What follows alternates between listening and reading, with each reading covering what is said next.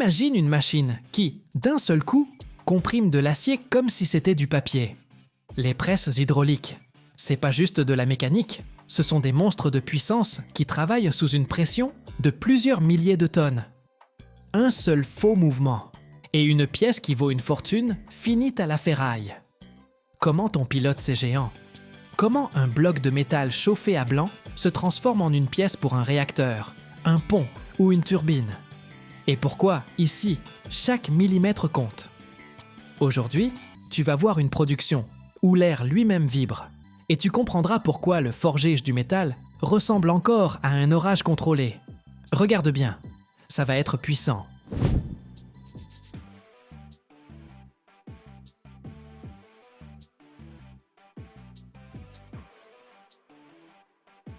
Une presse hydraulique, c'est une machine surpuissante qui utilise la force d'un liquide, généralement de l'huile, sous très haute pression pour appliquer une force de compression énorme sur une pièce métallique brute, qu'on appelle le lopin.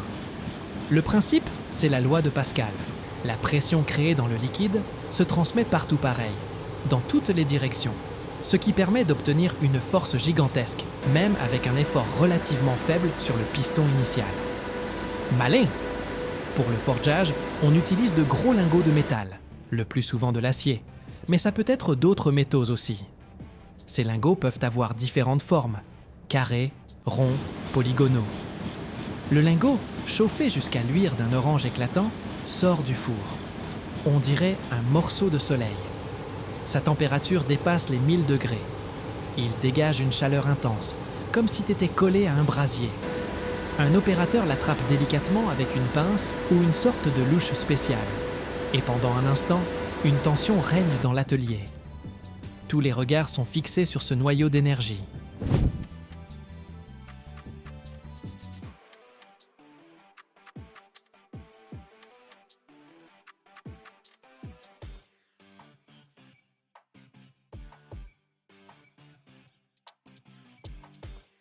Et puis, un bruit sourd. La presse de forge hydraulique abat avec fracas son pied de plusieurs tonnes sur le lingot. À chaque coup, le métal incandescent change de forme. Il s'écrase, s'allonge, se courbe. La force de l'impact fait tout vibrer dans l'air, du sol jusqu'à ta cage thoracique. Des étincelles jaillissent de partout, de la vapeur monte et une bourrasque de poussière brûlante s'échappe dessous le pilon de forge. C'est pas juste de la production, ce sont les éléments, domptés par l'homme. Sur la presse, on installe des outils de spéciaux qui vont définir la forme de la future pièce. Ça peut être des tas-plats ou découpés, des plaques pour l'écrasement, ou des matrices spécifiques pour former des profils complexes. Le lopin chauffé est amené par un pont roulant ou un manipulateur et posé sur la table de travail de la presse. Le poids de ces lingots peut atteindre des dizaines, voire des centaines de tonnes.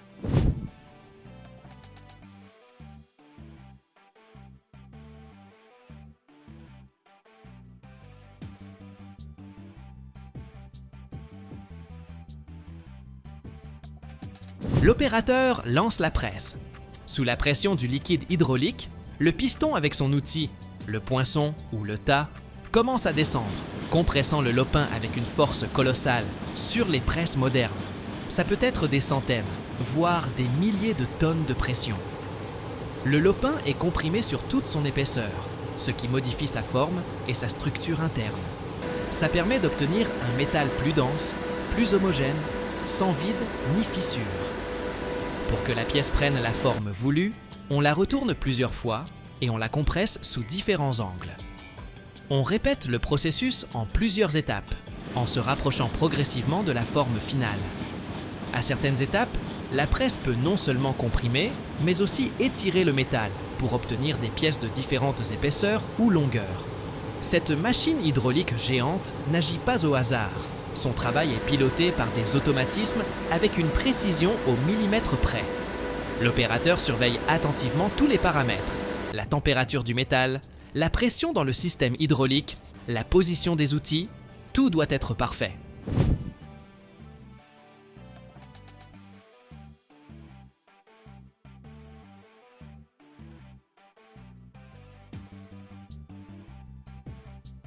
Un coup de trop ou une pression trop forte, et la pièce part au rebut, tandis que la machine risque d'être endommagée. Pour éviter ça, le système corrige chaque mouvement en temps réel.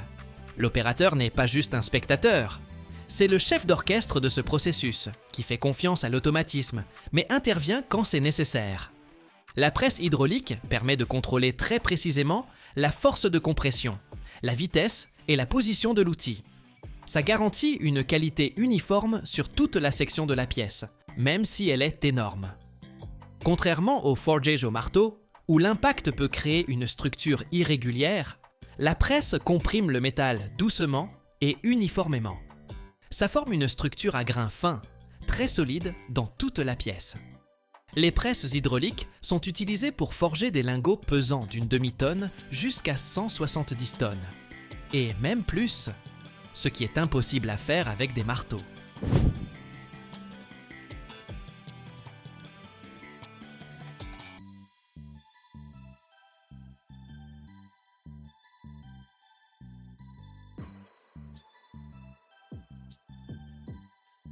Les technologies d'Apilala modernes permettent aussi de réduire le nombre de fois où il faut réchauffer la pièce, ce qui économise de l'énergie et augmente la productivité. Ces presses hydrauliques géantes servent à fabriquer quoi, au juste? Eh bien, des essieux pour les locomotives et les wagons, des arbres de turbines, des cuves de réacteurs nucléaires, des éléments de pont et de structures de bâtiments, des pièces pour l'énergie, la construction navale, l'aviation. Bref, du lourd. Pour qu'une presse hydraulique fonctionne bien, c'est important de vérifier régulièrement le niveau et la qualité de l'huile hydraulique, changer les filtres, contrôler les joints pour éviter les fuites et purger l'air du système pour prévenir les ratés. Dans l'immense atelier, les stations de moulage s'enchaînent. C'est une ligne automatisée où le métal prend déjà une préforme avant même d'être chauffé. Des mélanges de sable modernes sont combinés à des réactifs chimiques pour créer des moules ultra précis. En quelques secondes à peine, ils durcissent et sont prêts à recevoir le métal liquide.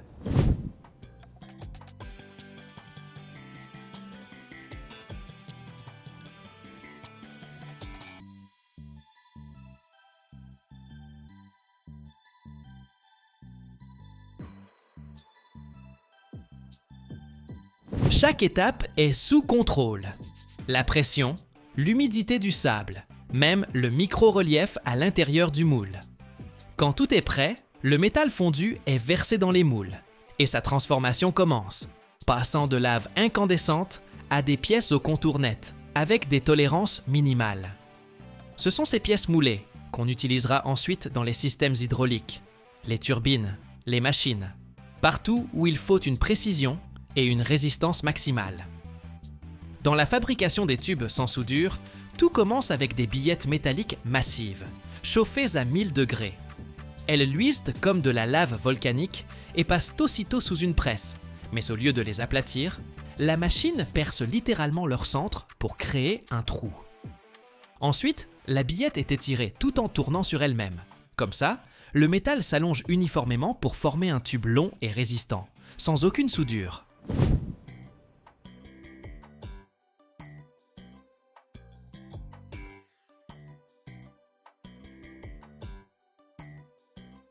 Après ça, c'est le calibrage précis. On redresse le tube, on lui donne sa forme et son épaisseur de paroi idéale. Puis, traitement thermique, un refroidissement contrôlé ou un nouveau chauffage pour renforcer la structure du métal.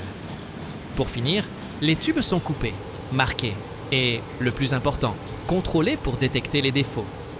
Des tests aux ultrasons et visuels garantissent qu'il n'y a pas la moindre micro-fissure à l'intérieur. Parce que ces tubes, ils vont travailler sous pression, dans les profondeurs de la Terre, ou au cœur des systèmes hydrauliques, là où la fiabilité doit être absolue. Le processus de création des câbles et des ressorts en acier, c'est une symphonie de force et de précision. Tout part de fils d'acier fins, mais incroyablement résistants. On les étire, on les trempe, on les traite thermiquement, puis on les tord en spirale serrée pour en faire des câbles capables de supporter des charges colossales. Les ressorts, eux, sont formés par enroulement à chaud ou à froid, selon les conditions dans lesquelles ils devront travailler, que ce soit dans des ascenseurs ou sur des engins de chantier. Mais le plus important, ce n'est pas la forme, c'est l'endurance. Les câbles et ressorts finis subissent des tests de résistance impitoyables.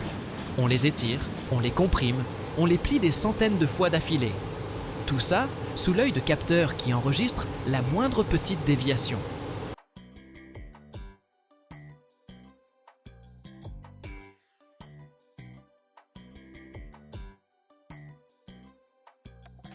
Votre sèche-cheveux est cassé? Attendez, ne le jetez pas tout de suite à la poubelle. Chaque année, ce sont 50 millions de tonnes d'appareils électroniques qui finissent en montagnes de ferraille.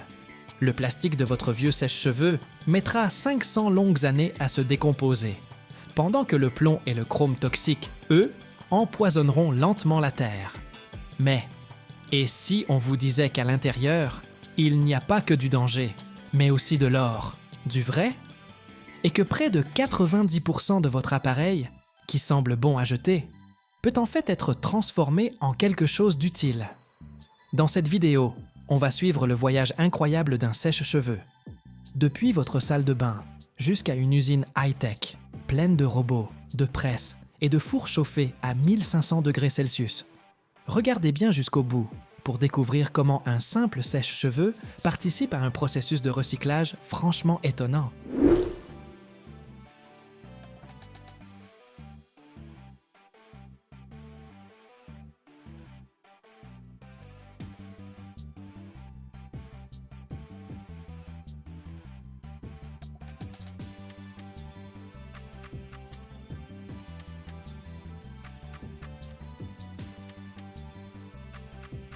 Alors, un sèche-cheveux contient plusieurs composants dangereux. Les éléments chauffants et les fils, par exemple, peuvent contenir du nickel, du chrome ou des soudures au plomb. Tout ça, ça pollue l'environnement. La carte électronique, elle, abrite des circuits intégrés, des résistances, des transistors. Et dedans, on peut trouver des traces de métaux des terres rares. Le plastique aussi. Il n'est pas toujours adapté au recyclage. Du coup, si vous jetez votre sèche-cheveux dans la poubelle classique, il finira en décharge. Là-bas, le plastique commencera à se décomposer. Ça peut prendre entre 100 et 500 ans. Et les métaux lourds risquent de contaminer l'environnement. Heureusement, on peut déposer les vieux sèche-cheveux dans des points de collecte spéciaux pour l'électronique. Dans beaucoup de villes, il existe des centres de récupération des déchets électroniques, où l'on reprend gratuitement les appareils électroménagers, pour les recycler. On peut aussi rapporter l'appareil en magasin, quand on en achète un nouveau. Dans certains pays, les magasins d'électroménager sont tenus de reprendre les vieux appareils pour s'assurer qu'ils soient recyclés.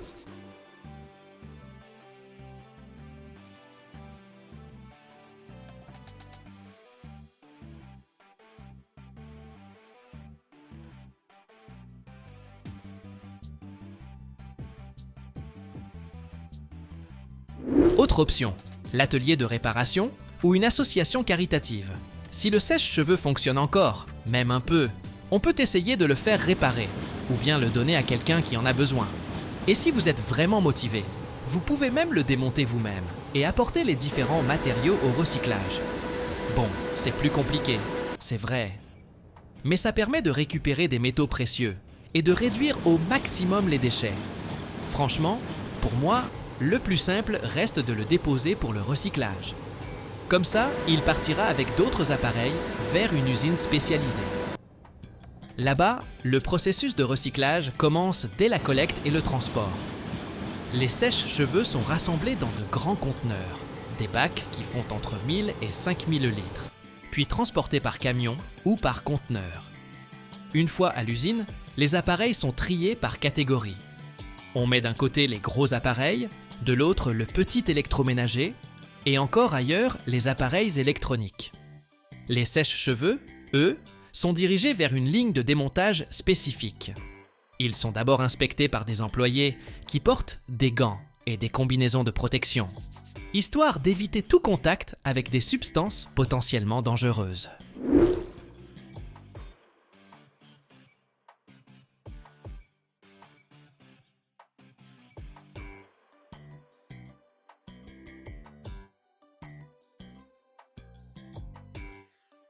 Après ça, c'est parti pour le démontage mécanique.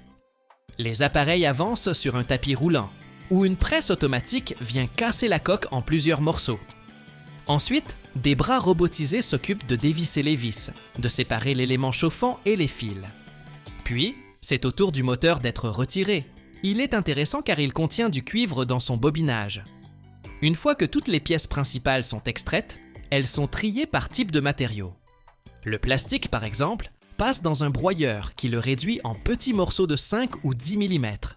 Ensuite, il est nettoyé et refondu pour fabriquer de nouveaux objets.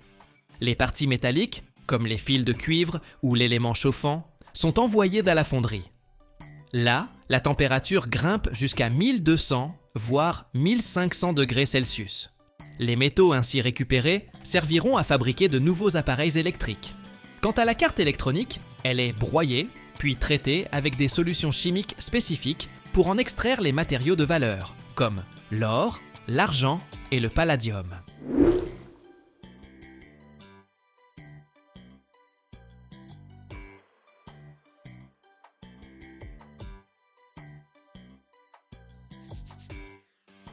En moyenne, près de 90% des matériaux qui composent un sèche-cheveux peuvent être recyclés. Le cuivre retourne dans l'électronique et les câblages. L'aluminium et l'acier sont réutilisés dans l'industrie automobile ou le bâtiment. Et le plastique recyclé peut tout à fait redevenir la coque d'un nouvel appareil. Les parties qui ne peuvent pas être recyclées, elles, sont dirigées vers un centre d'enfouissement sécurisé ou sont incinérées dans des conditions très strictes. Alors, qu'est-ce qui n'est pas recyclable exactement? Eh bien, certains types de plastique, comme les plastiques thermodurcissables, vous savez, ceux qui ne fondent pas et ne peuvent donc pas être remodelés. Il y a aussi les résidus de colle, de mastic et de résine. Souvent utilisés dans l'assemblage du sèche-cheveux, ils peuvent contenir des produits chimiques nocifs. Les circuits intégrés contenant des impuretés de métaux lourds ou les pièces qui sont imprégnées de substances toxiques, ça non plus, ça ne se recycle pas. Et c'est pareil pour les restes de matériaux isolants, car ils peuvent contenir des substances cancérigènes impossibles à traiter pour le recyclage.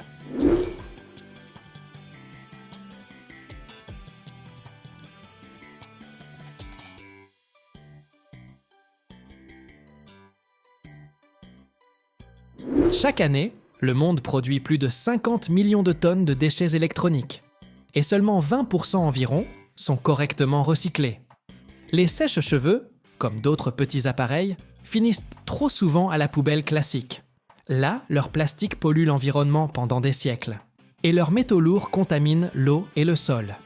Si chacun d'entre nous prenait l'habitude d'apporter ces vieux appareils au recyclage, ça aiderait vraiment à réduire la quantité de déchets dangereux, à préserver nos ressources naturelles et aussi à diminuer les émissions de dioxyde de carbone. Tout simplement parce que réutiliser les matériaux existants demande beaucoup moins d'énergie que d'en extraire de nouveaux. Rien qu'aux États-Unis, par exemple, on génère environ 7 millions de tonnes de déchets électroniques par an. Et là encore, seulement 20% sont officiellement recyclés.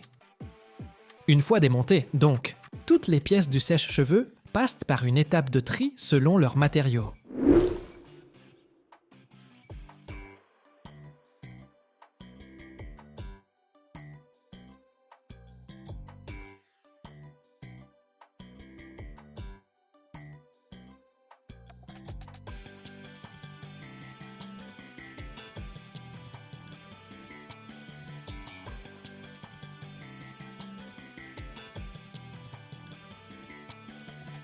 Les composants métalliques.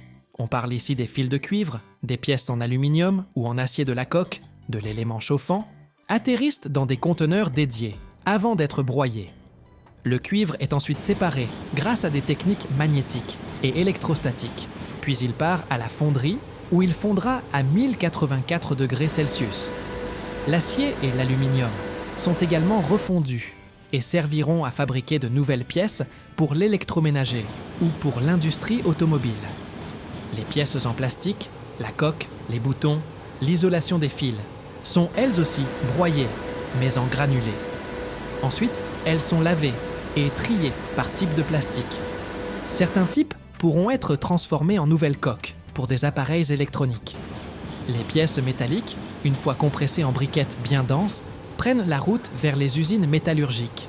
Là, elles seront fondues et réintégrées dans la production de nouvelles pièces. Le plastique, lui, est conditionné dans de grands sacs et transporté vers des usines spécialisées dans le recyclage des plastiques. Il y sera refondu pour fabriquer de nouveaux objets, comme des boîtiers pour l'électronique ou des composants pour les voitures.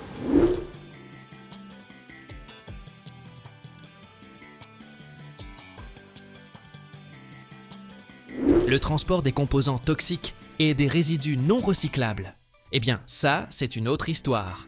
C'est un processus extrêmement réglementé, qui demande des autorisations très spécifiques.